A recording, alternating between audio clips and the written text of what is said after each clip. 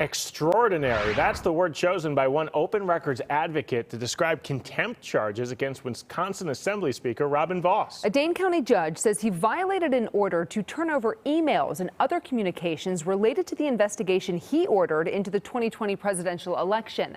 Madeline O'Neill joining us now in studio to break it all down.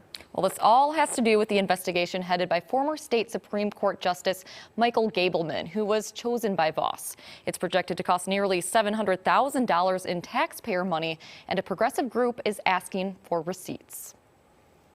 That's extraordinary. That's shocking. It's not shocking to the nonpartisan Wisconsin Freedom of Information Council's bill leaders that a Dane County judge ended up ruling Assembly Speaker Robin Vos in contempt. There is great clarity in the law. Rather, that it got to this point. I cannot think of any other occasion in which an elected public official has been held in contempt of court for refusing to provide records under the records law. It seems that they don't really want the Wisconsin taxpayers to know the truth. The progressive group American Oversight has asked for any emails or records related to the Speaker's decision to enter into a contract with former state Supreme Court Justice Michael Gableman to investigate the 2020 election. They're saying they need to have more transparency in the audit, but these are people who are doing everything they can in their own actions to avoid transparency and hide documents. Vos's argument in court has been he doesn't have communications to give over, that emails and texts were deleted. We reached out to Vos's office and haven't heard back.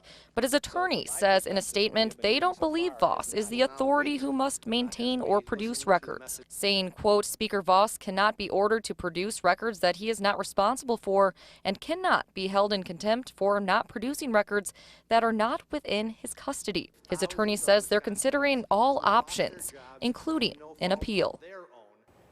Vos and the Assembly have 14 days to turn over the records, and if they fail to do so, they will have to pay $1,000 per day after that, along with some of American Oversight's legal bills.